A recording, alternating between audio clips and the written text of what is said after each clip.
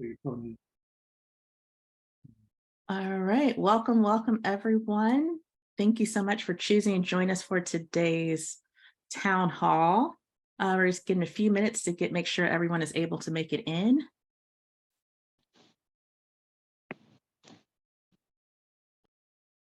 We had quite a few people interested, so we wanted to give some time to allow people to cycle through.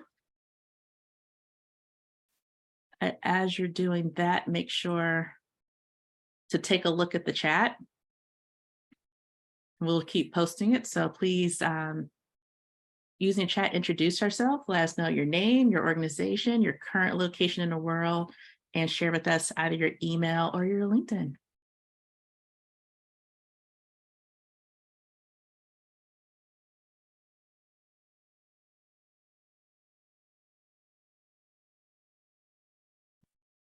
Get started in a few minutes. We're so excited to see you today.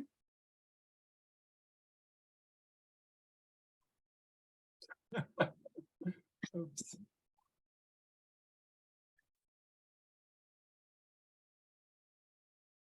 So in terms of the East Coast, thank you for joining us late at day, 4 p.m. Eastern. So I'm also curious what time zone everyone's in. Might have some people where it's like noon. So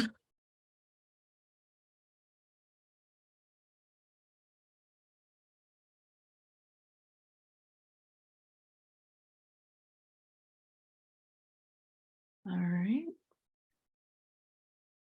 Seeing pretty full house, but yep, make sure as you're joining, we're going to get started in a couple minutes as we're doing it town hall style. I want to give it a second for everyone able to come in and get settled, making sure your audio is working so you can hear us at the very least. But make sure to share with us your name, your organization, where you are in the world, and your email or LinkedIn, so we know who we are chatting with. I already see some familiar names and faces in here. Thank you for joining us.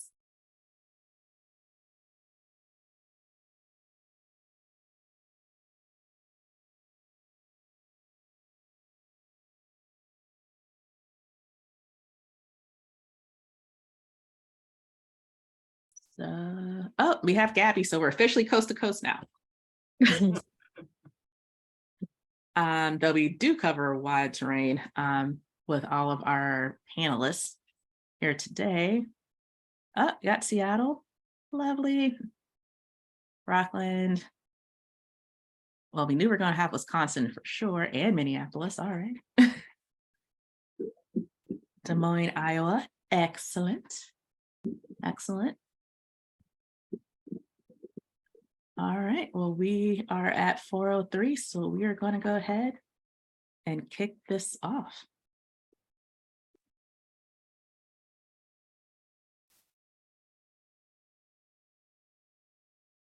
All right. Well, welcome everyone. My name is Tamala Blaylock. I am the Vice President of Cooperative Relations for NCBA CLUSA, and welcome to today's town hall.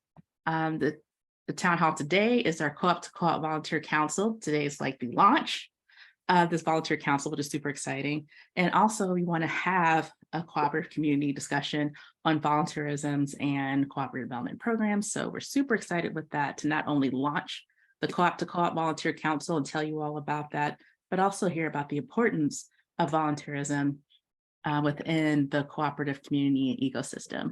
So to help level set on my town hall and expectations, we do have a run of show. We do have a bunch of topics and some amazing panelists and a host for you today who are all co-chairs of the Co-op to Co-op Volunteer Council.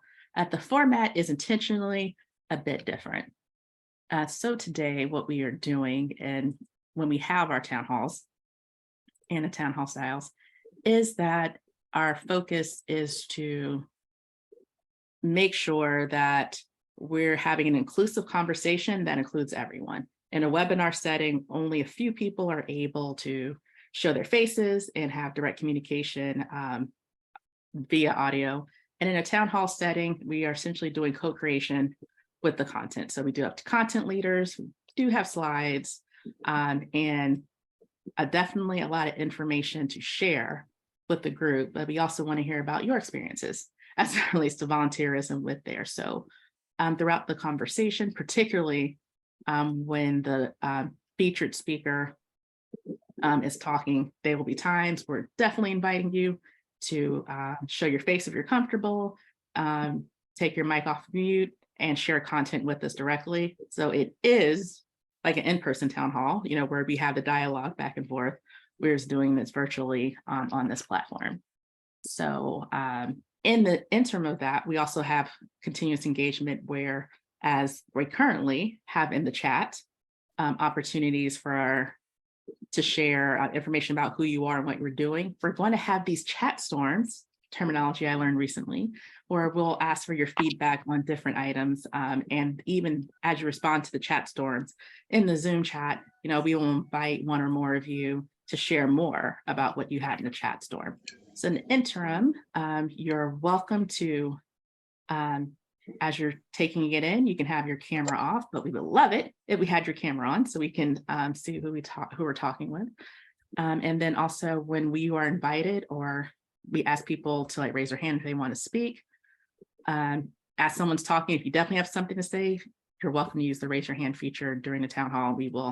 Our host will invite you to speak. But in the interim, keep your mic off just so we don't have a lot of background noise interrupting whoever is a featured speaker at the moment.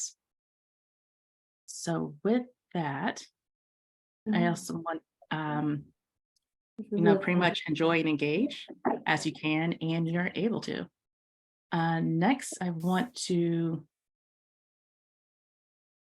introduce our first, just check in with partner in NCBA membership, Maisha Haddon. Maisha, is there anything else that I left off of the introduction before we shift it over to Heidi and our partners, Amanda Rodriguez? Nope, you're in all good shape to pass it on over to Heidi. Okay, so I would like to introduce one of our co-chairs and today's host. That's Heidi Traore. She is one of the co-chairs of the new Co-op Council and also the Supplier Relationship and Development Manager, Development Relationship Manager at National Co-op Grocers. So Heidi's, give me one moment to feature you, and you're welcome to take it away. Great. Hi, everybody, and thank you for joining. And I'd like to thank NCBA CLUSA for including me in this council as a co-chair to the Volunteer Council. So appreciate that so much. As Tamala said, my name is Heidi Traore, and I am the Supplier Relationship Development Manager for NCG. And today, just kicking us off here, and I'll go ahead and pass it to my other co-chairs to introduce themselves. Or sorry, I forgot to say where I'm at. I'm here in Minneapolis, Minnesota. NCG, we're a cooperative of retail co-ops. So our co-ops are owned by the shoppers that shop there. NCG is owned by those retail co-op stores. So we're about 159 now co-ops in 39 states. And so with that, now I'll pass it over to my co-chairs to introduce themselves as well. Hi, everyone. My name is Lisa Buckner. I'm the education coordinator at National Farmers Union. National Farmers Union is a grassroots advocacy organization. We advocate for family farmers and ranchers, and we have divisions in 33 states, I think it is. And we do a lot of cooperative education as well. And aloha, everyone. My name is Hazel May Overturf, and I am coming by way of the beautiful island of Kauai. And I am currently the program director at Kauai Federal Credit Union, which, if you're on this call, hopefully you know that credit unions are cooperatives, and we are a very big group of large industry of folks that really are pushing through the cooperative principles and the work that we do. So thank you for this opportunity. Excited to be co-chairing this and bringing this content and this future content to you all going forward. Great, thank you so much. So next up, I think we want to do a little chat storm, and we might have missed our first chat storm question. I might have taken us out of order a little bit. But our first chat storm question, and so chat storm, as Tamala mentioned, is we're going to ask you a question, and we're going to ask you to respond in the chat panel, and that's going to help us just kind of engage and facilitate a little bit of conversation. So go ahead and type in the chat. How do you see yourself making a difference in co-ops? What might your role be in that? It's great for us to dream a little bit here. You know, co-ops, we all operate on the 7 co-op principles. That provides a lot of inspiration for us all. Okay, so seeing some stuff come in here. As a developer, I facilitate the cooperative solution conversation for groups. Somebody's driving. Thank you for not typing in. Next, I'm helping train a new generation of housing co-ops as well, housing co-op leaders, breaking the mold by doing instead of talking about doing, right? Action, so important for us. Helping community residents to understand how it benefits them to shop at a co-op. Yay! Developing the next generation of cross-sectoral aware co-op members, leaders, and staff. Love that for us. Connecting everyone everywhere all at once to the co-op idea and get them excited about it. Yep, we got to forge on to the future, right? Putting our principles into action.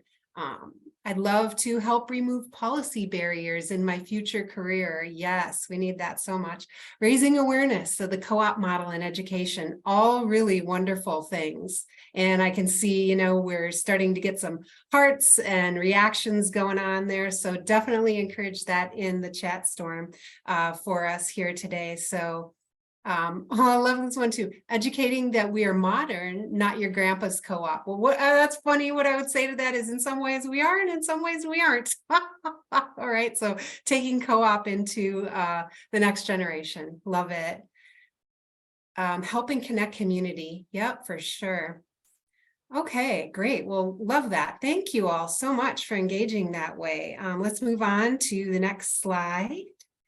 So our town hall topics today, we're going to be looking at, you know, leadership, development and training, networking, a sense of co-op community, that principles 6 and 7, and then global impact education, and then just access to the NCBA CLUSA team there. So that's what we're going to be talking about today. So thank you. And again, it's the town hall structure.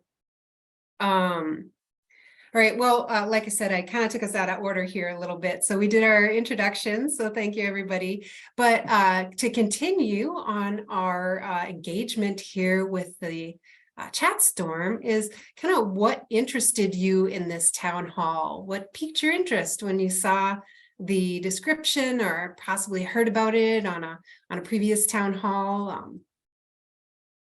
Why are you interested? We want to know why you're here today. Again, go ahead and type your responses in the chat panel. Interested in learning more about the co-op model of business information. Always interested in connecting with others in the NCBA CLUSA family and wanting to learn about this topic, right? Oh yes, the networking. Seeing some themes come up here already. I love community, saw the email, and finally had time to attend. Yay! Awesome.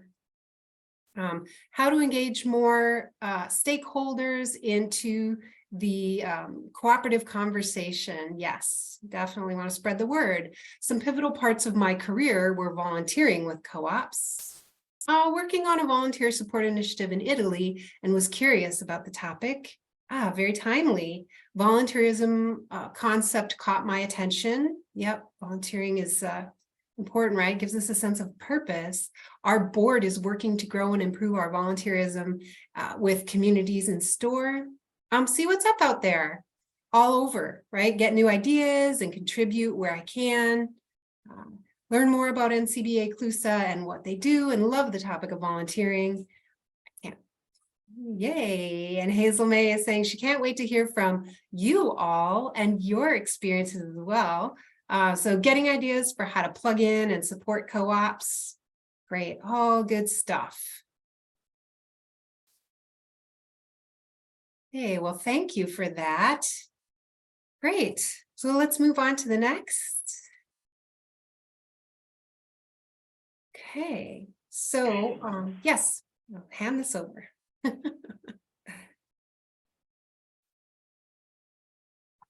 So I think, sorry guys, I think this is Virginia, I believe. Yeah, I'll be taking over. So my name is Amanda Rodriguez, and thank you, Heidi. I work with NCBA CLUSA. I'm as the assistant program manager with the Farmer to Farmer program. So basically what we're going to talk about in the next couple of minutes is one of our primary volunteer opportunities in the international department with NCBA CLUSA.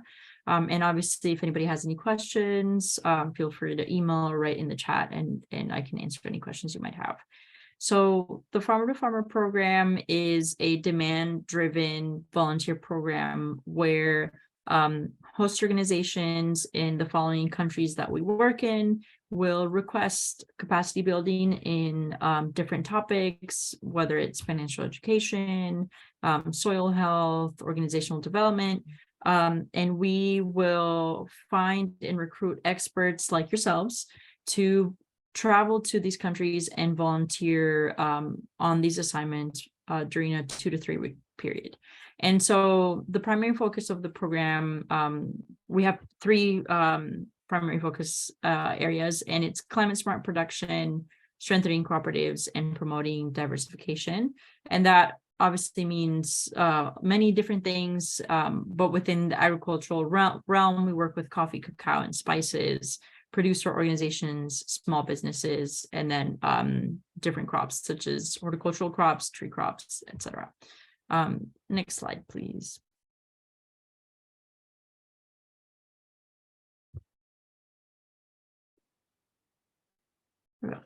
And so essentially how the Farmer to Farmer program works is our field teams in each of these countries, they identify a host organization or a producer organization. And so they carry out a needs assessment to really identify what the host organization is looking for, if there's any growth area that they're trying to target in the next couple months, next year, next 2 years. And we, with the field coordinators, essentially design a 2 to 4 week volunteer assignment. Once we have that scope of work designed, we then identify a volunteer, and we go through the recruitment process where we interview, take a look at CVs, and really try to find the best volunteer to match the specific needs and requests from the host organization. And so with the support of the field staff, we then send the volunteer to the field for this assignment, and then the volunteers requested to provide recommendations. So they'll finish the assignment, they'll do the trainings, or however it is that the host organization would like to structure the capacity building. And then after the assignment, the volunteer would provide SMART recommendations, which tend to be, time-driven recommendations that are applicable and feasible for the host organization. Next slide.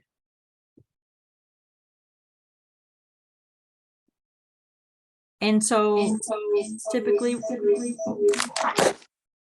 where the primary areas where we do tend to look for volunteers, or the types of volunteer assignments within the agricultural sector, tend to be in production or processing.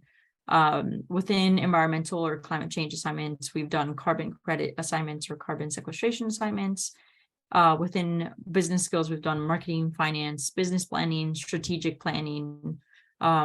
Organizational development tends to be governance, cooperative development, board member training, and then our flex assignments, which tend to be not specifically agriculture, it can be many other different types of topics, can be whether it's video recording, editing, whether it's irrigation, it just really varies. And so here on the right, you'll see some examples of some of our volunteers that have been in the field in our countries, and we have been sending volunteers in a primary cycle from 2018 all the way until now. and have had very successful volunteers and host organizations develop relationships during these assignments and afterwards as well. So if you are interested in volunteering for Farmer to Farmer, you can feel free to reach out, ask questions, and we can also send out any links to assignments that we have available if anyone is interested in applying. If anybody has any questions, feel free to write it in the chat. But that's it for Farmer to Farmer information, and I will hand it back. Great, thank you so much, Amanda. Information there. Okay, so now we're going to move into our co-chairs talking about their specific areas. So first off, we're going to have Lisa Buckner, and she's going to be talking about leadership development and training. So over to you, Lisa. Thanks, Heidi. So I think when we look at volunteerism as a whole, people sign up to volunteer because they're interested in either helping someone or helping something develop. I think just by virtue of volunteering your time to a larger cause, you're showing that you have those leadership skills already within you, and you're showing that you believe you have some skill that you can share with someone else. I think volunteering is really just the vessel to develop those leadership skills more. Something that we do at National Farmers Union is continually try to lift up the voices and the skills of the farmers and ranchers that we work with so that they can realize the potentials that they have outside of actually farming and ranching. We recognize that farmers and ranchers are experts in their fields. They know what farmers need to succeed. They know what rural communities need to succeed.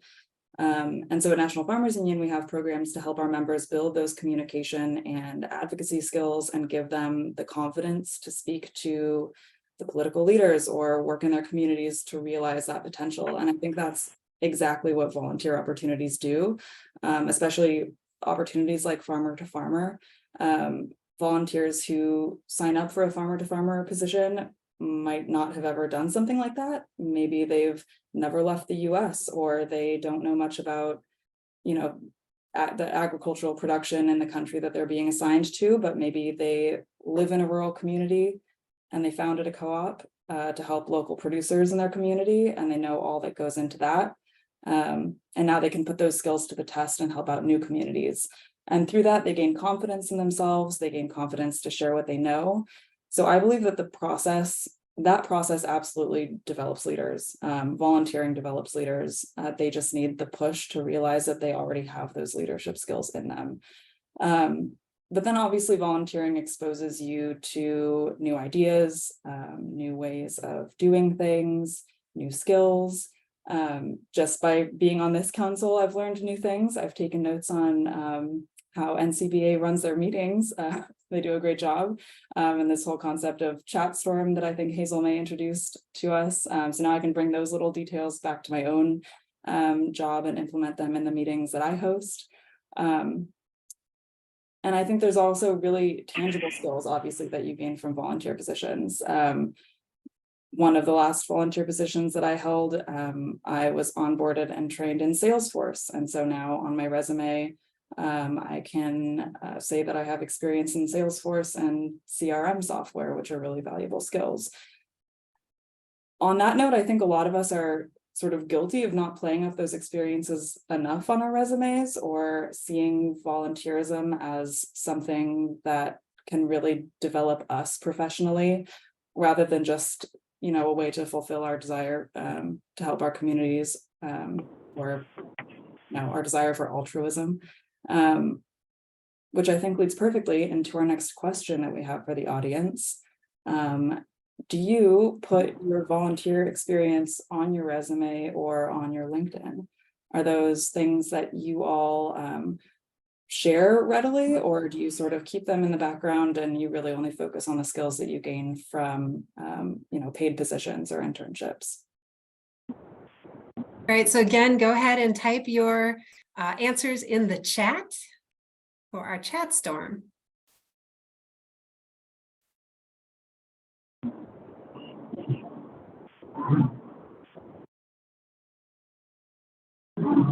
Yes, and you can also unmute if you'd like to as well.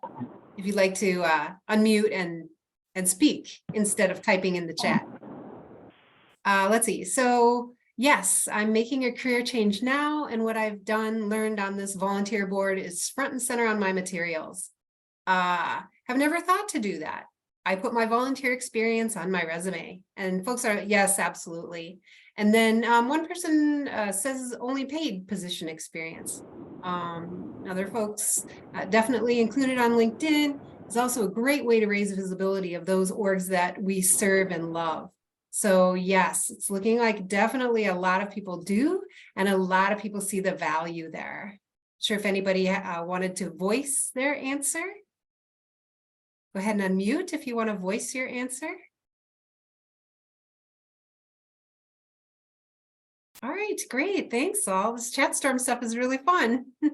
And we'll continue with Lisa also now going to networking. So let's talk a little bit about that. Networking. Okay, I'm thinking of this in the co-op space specifically. There are so many co-ops and so many types of co-ops. Exposing yourself to other co-op professionals can only benefit you and the work you do for your co-op, right? There's no downside, there's only benefits.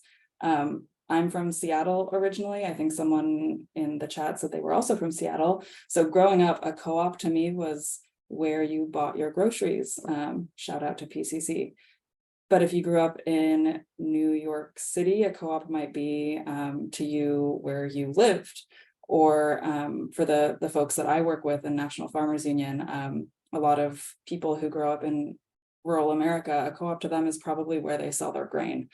So I work with people who might be super involved with their grain co-op, maybe even serve in leadership positions, maybe even founded a co-op in their rural communities, but didn't know that housing co-ops existed, or they did know that they existed, but couldn't even imagine what that would look like.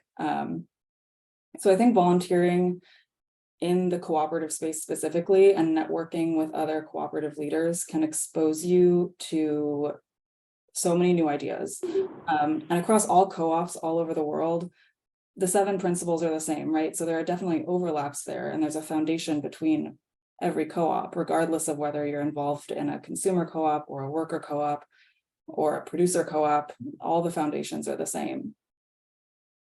I think that networking is great no matter what you do, obviously, but I think especially for those of us in the cooperative space, this is our lifeblood. Principle 6, right? Cooperation amongst cooperatives, which now I think I'm getting into something that Hazel May might touch on after me. But I think no matter what you do, and whether you're looking to volunteer in the cooperative space or whether you're looking to volunteer at a food bank or at a homeless shelter, you are going to be exposed to new people with new ideas who share similar passions as you do. And I think the volunteer space is really where networking comes alive. And networking doesn't have to be, trading business cards and sending emails. I think networking really comes alive when you're working alongside someone who has a similar passion as you and is just coming at that passion from a different background or from a different perspective. I think that's where you really get into the heart of idea sharing, and where networking really becomes valuable, and it's not just surface level.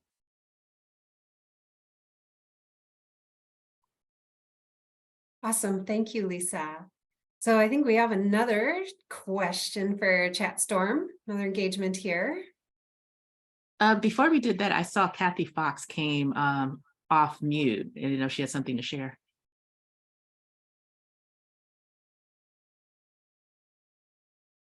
No, okay, maybe not.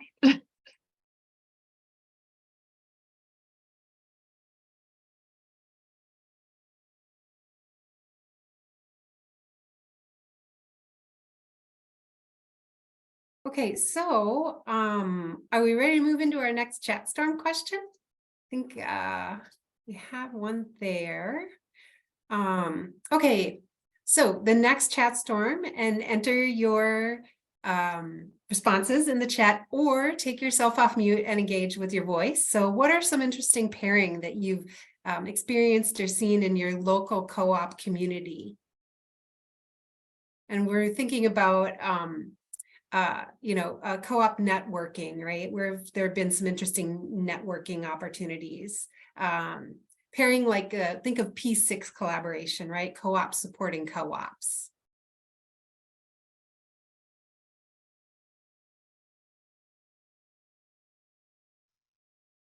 Well, I'll go for one. There was one here in the Twin Cities where the local co-ops supported marketing effort of co-op brands on their shelves, and all those brands worked together to put together marketing materials to market themselves as P6. So,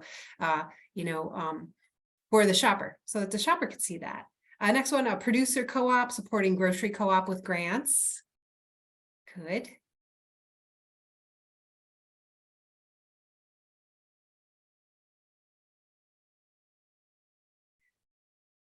Any other kind of cool pairing that you've seen out there? Boston area co-ops are co-marketing from the boston.coop domain. Oh, that's pretty cool. Heidi, can I raise a sort of second question to this that people could answer? Yes, please do. I'm curious to know if anyone has had any interesting networking opportunities in the cooperative space that maybe you wouldn't have gotten elsewhere.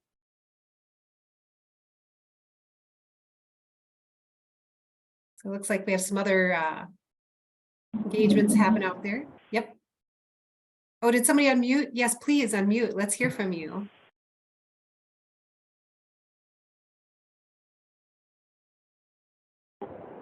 Hi, everyone. This is Maisha. I just wanted to chime in and unmute for a moment just to share as well. I last year had my first experience in the cooperative community attending the executive roundtable. And the next one will be taking place this upcoming May. But it was a wonderful experience. I got to meet so many senior leaders, executive leaders in the co-op community space. And some of them have been individuals that I now have had an opportunity to work with within Co-op Circle and with some of the volunteer councils here at NCBA CLUSA.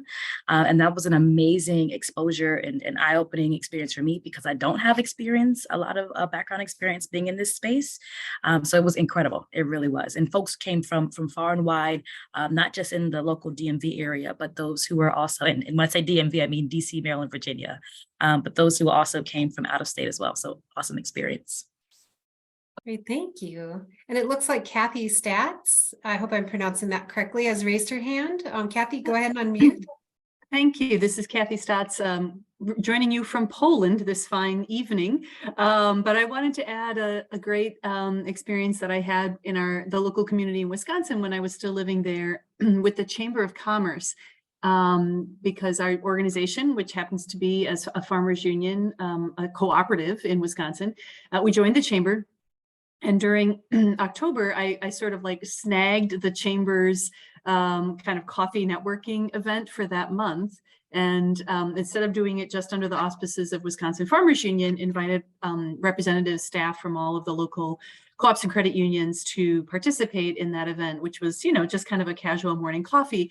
But it kind of was to raise awareness, not only of the various co-ops and credit unions and the staff who, cross-sectorally might not have met each other, but also to raise awareness within the local chamber of commerce that, hey, all of these very, different businesses that are members of the chamber, representing all different kinds of industries, all important members of the local business community, had this unique business model. And so folks were all wearing, the Ask Me About My Co-op name tag that I made for them. If I knew they were coming, I'd made a little name tag.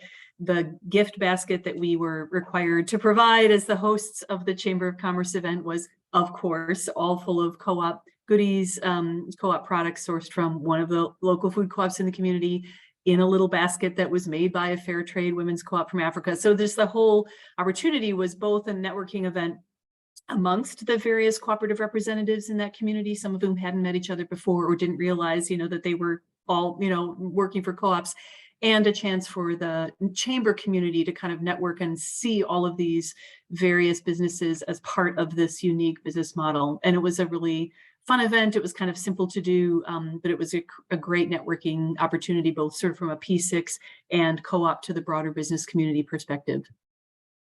Oh, awesome. Thank you for sharing. Yay. All right, well, I am going to keep us moving here in the interest of time. We have a few more sections to get through here. So I am going to bring in Hazel May Overturf and to talk about sense of community. Thank you so much, Heidi, and great work, Lisa. What a wonderful way to start us off. And thank you all for putting stuff in the chat. What I saw is as we got a little bit warmed up, that last one might have been a little bit more of a sprinkle. So maybe the opportunity to build more like chances for co-ops to like network or actually come together is maybe an area of opportunity for all of us. And I have many different examples from coming out of Kauai, but the sense of co-op community, I think, as Lisa mentioned, was really more on the micro sense of like the individual, what you can get out of it, what it like holds to your own internal values and other things of that nature.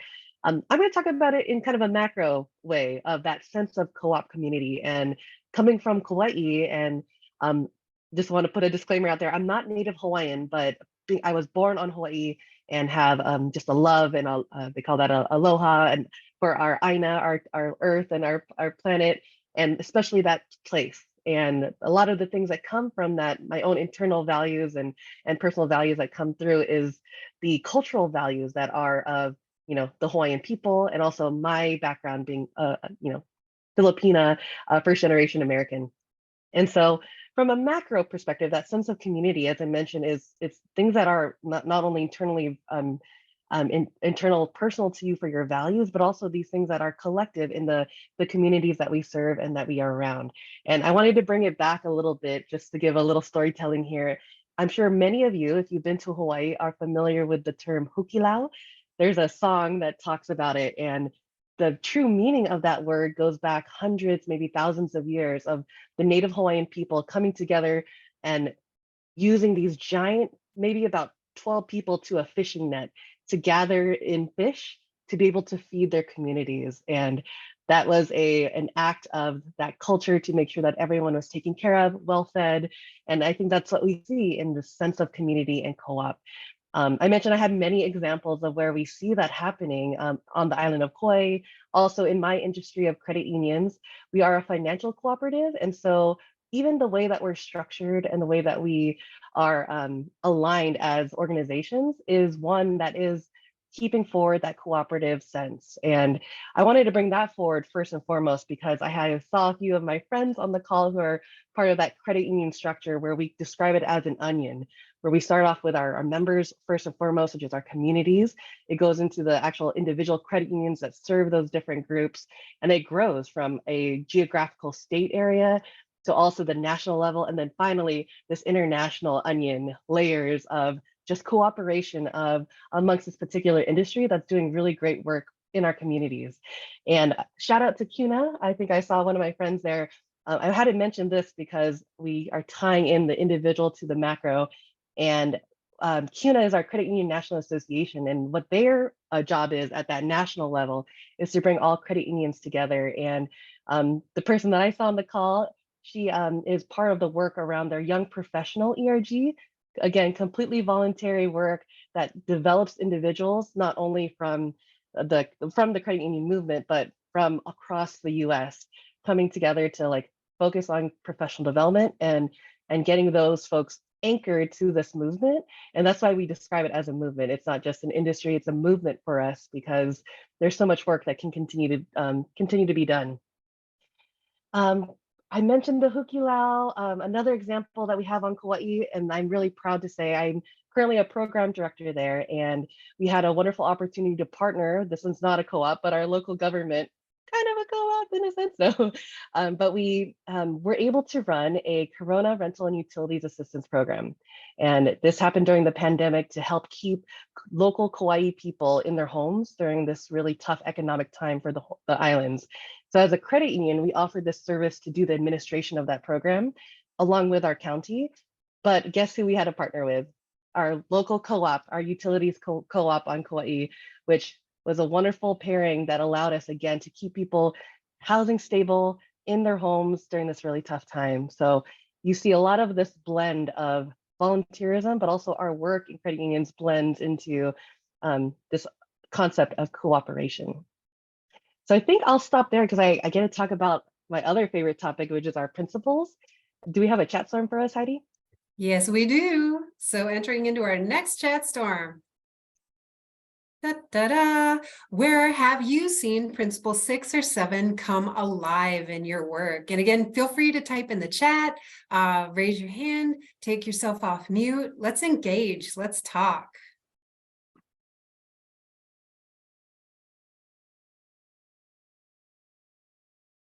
So I'll kick us off. I'm not seeing anything yet, but NCG, back in 2016, we started working with a cooperative out of Argentina, and we partnered with them. They do wine and olive oil. We partnered with them to help bring their products to market here in the United States, and we continue to work with them today. So that's where that P6 has come alive for us. Super excited about that.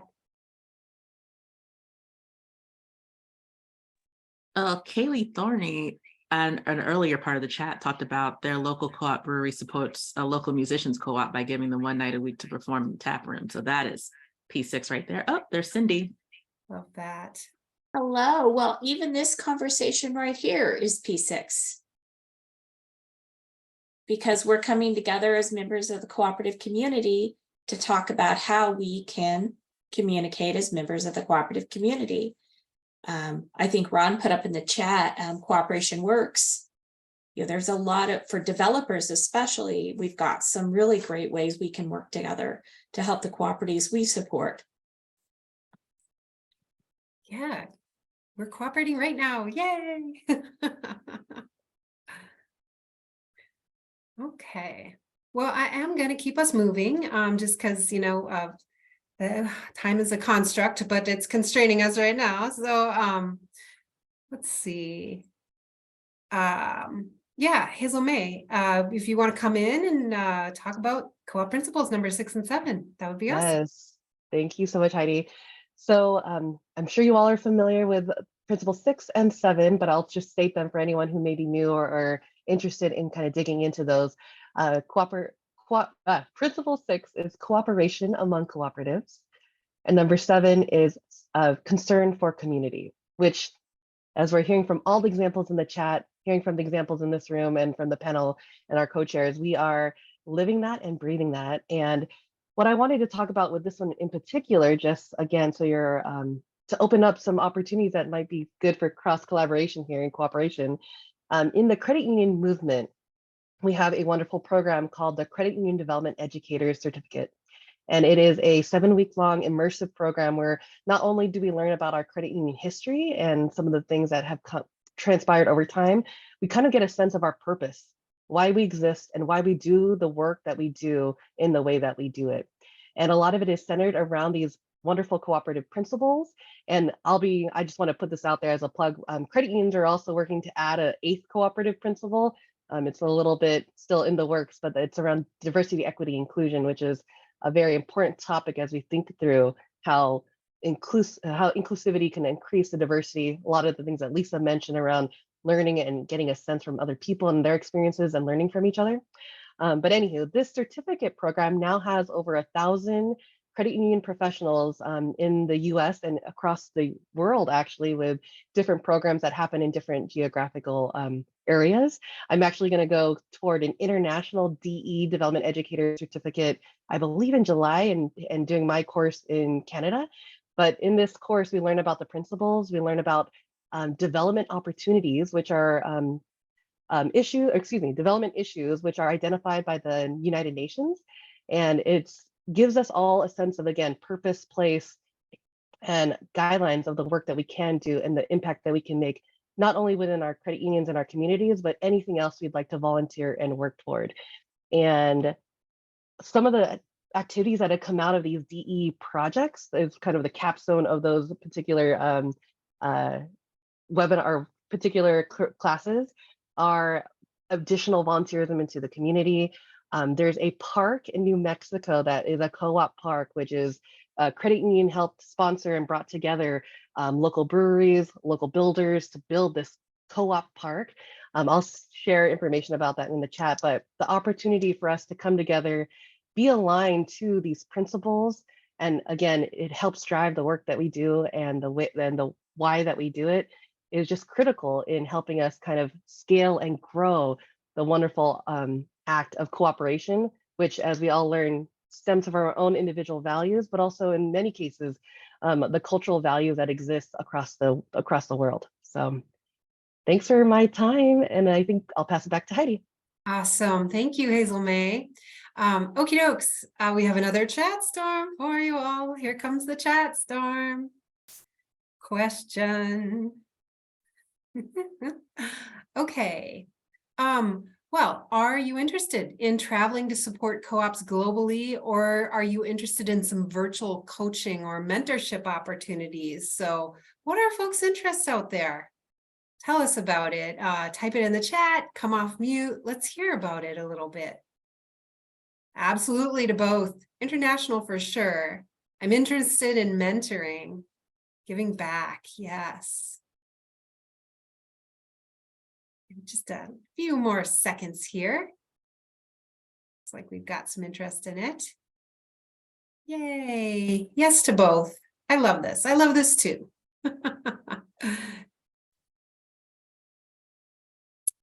Coaching and mentoring now, international later. Planning for the future there.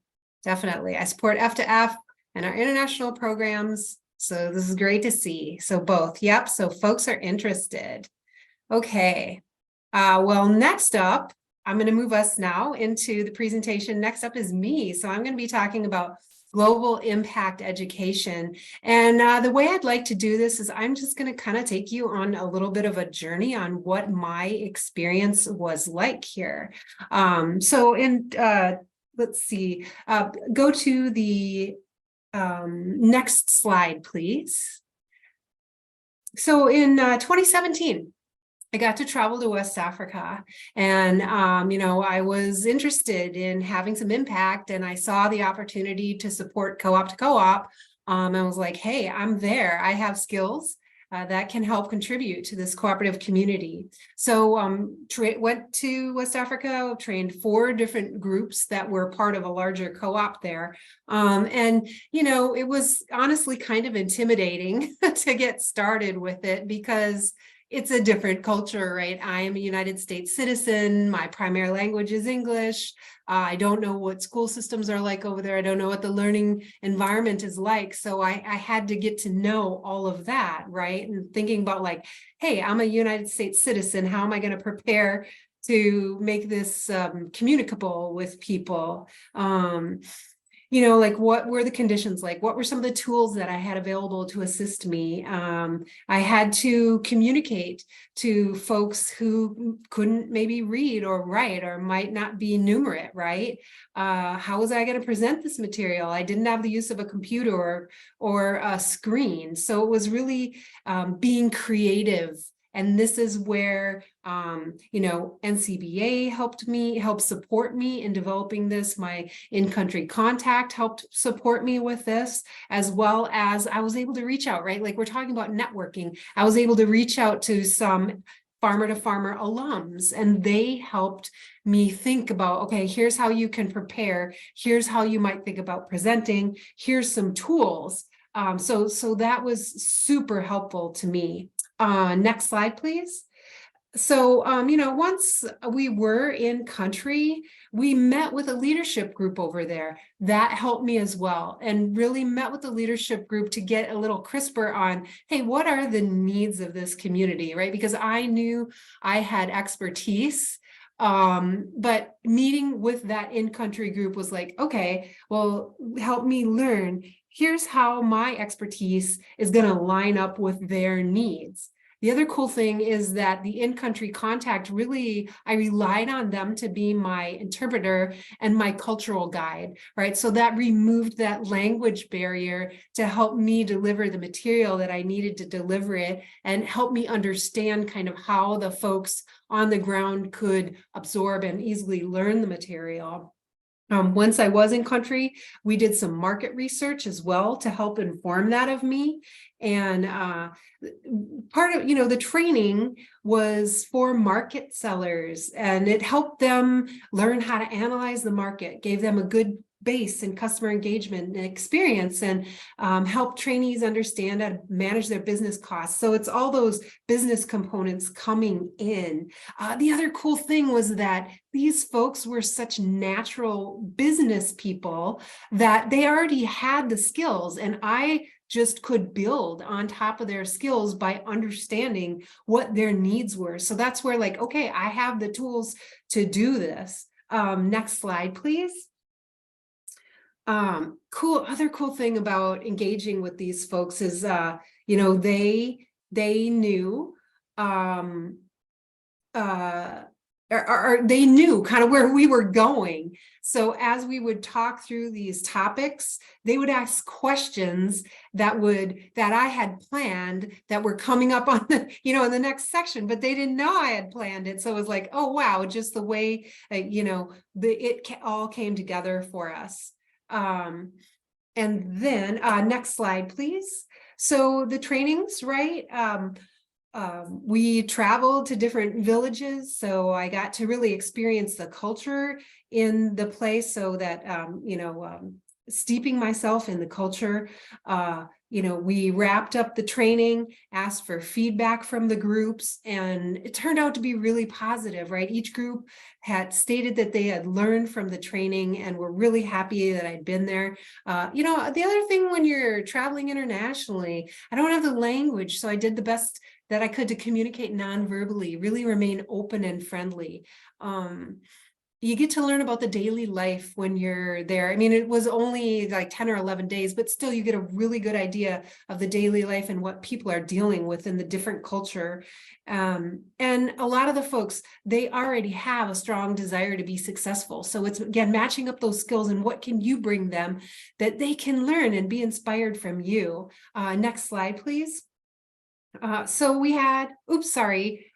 Sorry, I wasn't quite, I'm a little mixed up on my slides there. So the impact that I had here, right? You know, we walked through some of these photos. It was the 4 groups that we trained. Not only is it the 4 groups that we trained, they are going to take it back to their communities and train the other people in their communities. So the work that I did there is going to influence, or did, you know, it's past now, but influenced 300 to 500 market sellers. So, you know, your one little you can go over and have a huge impact in the communities. The other thing that I wanted to talk about here with the global impact is think about cultural fluency, right? That is familiarities with cultures, their natures, how they work, and the ways that they intertwine with our relationships.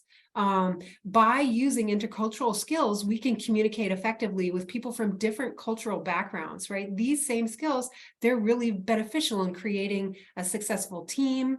When you come back to the US, right, in creating successful team, if you're bringing together a team, they help you manage client relationships. Therefore, these types of cultural fluency skills are really highly recognized by employers, right? It's a good skill to have.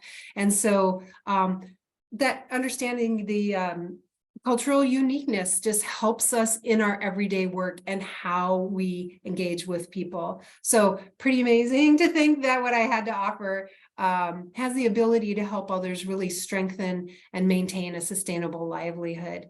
Now we're going to go into my next section, which is democratizing access to the NCBA CLUSA team members.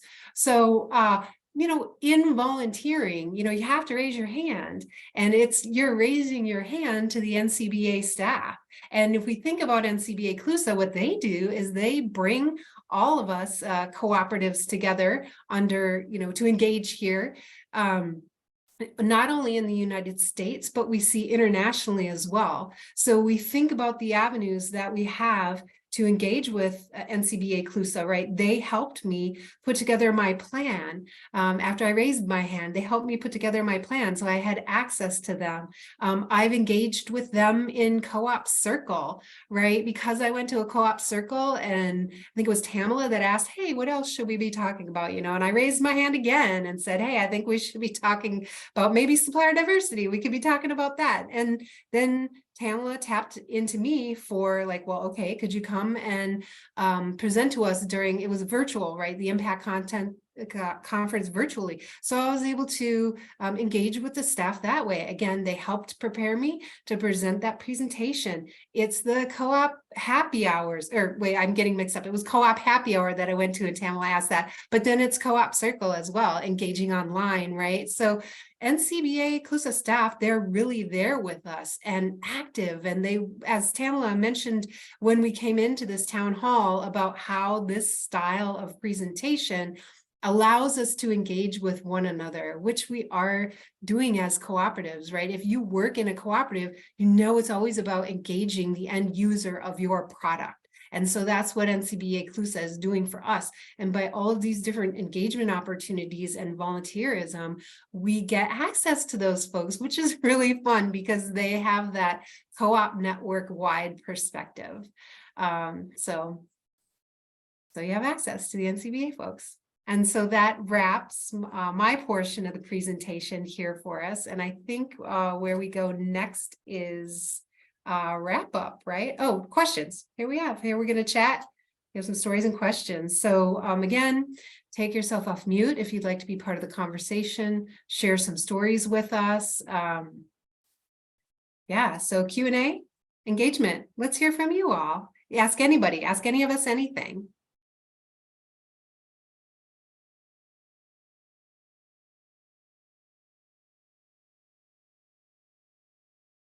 What's piquing your interest from this conversation we've been having here? How can we help you by expanding on what we talked about? Hands up. Yes. Ron. Hi. I have a question about if is anybody sharing staff at all? You know, sometimes a lot of groups with projects, their staff needs may expand or contract. And would is anybody exploring that or actually doing that just to be able to round out their capacity? Anybody sharing staff?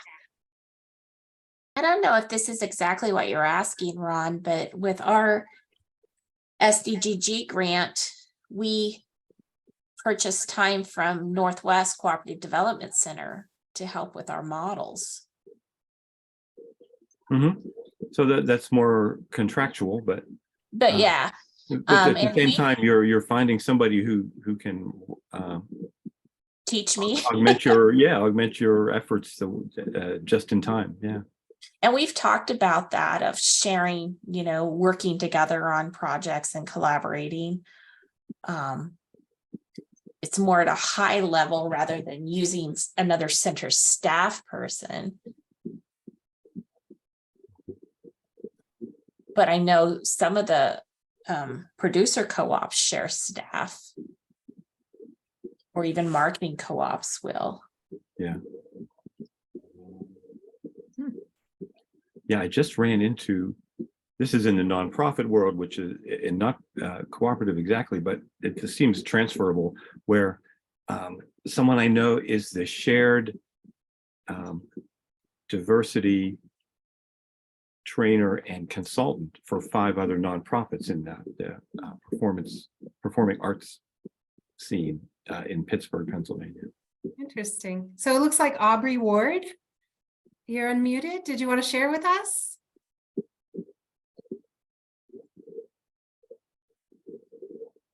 Aubrey?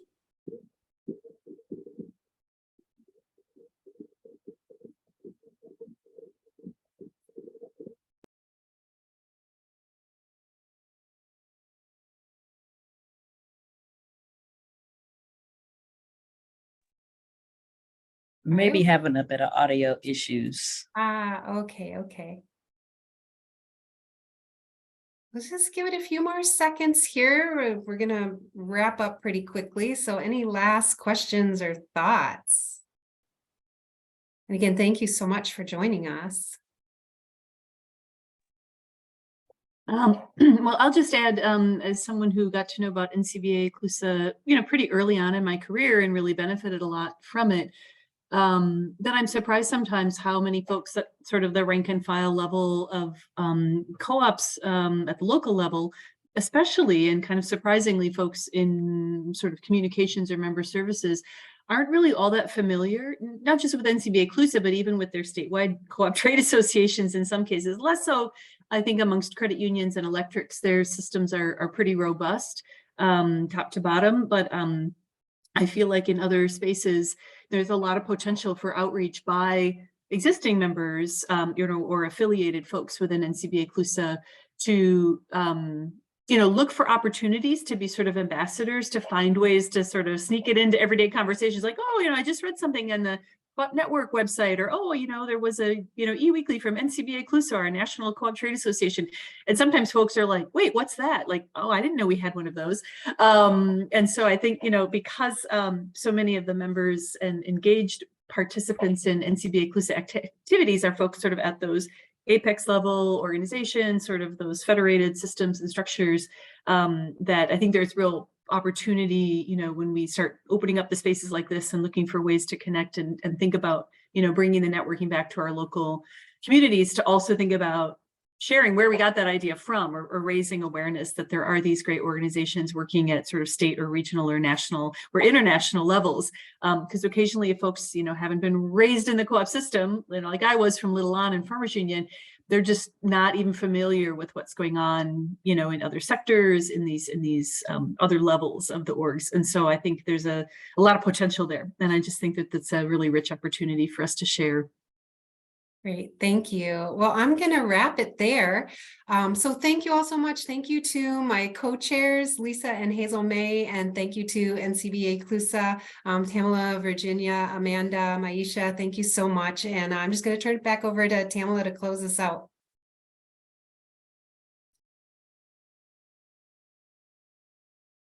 Oh my gosh, I can't believe I did that in 2023. Thank you all so much for joining us and having this awesome conversation about volunteerism in the co-op community. Everyone who is watching this live and who is watching a video, if you registered for us, you will see follow-up information about how to get more involved, and how the opportunities to share more about volunteers in the co-op community. Thank you again to our amazing co-chairs, Heidi Traore, Hazel May Overturf, and Lisa Buckner, Amanda Rodriguez with NCBA, and Maisha, and all of you for joining us and spending your time with us on a late day East Coast region time zone.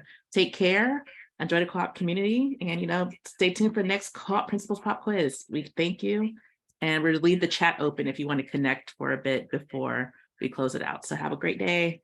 Thank you all so much.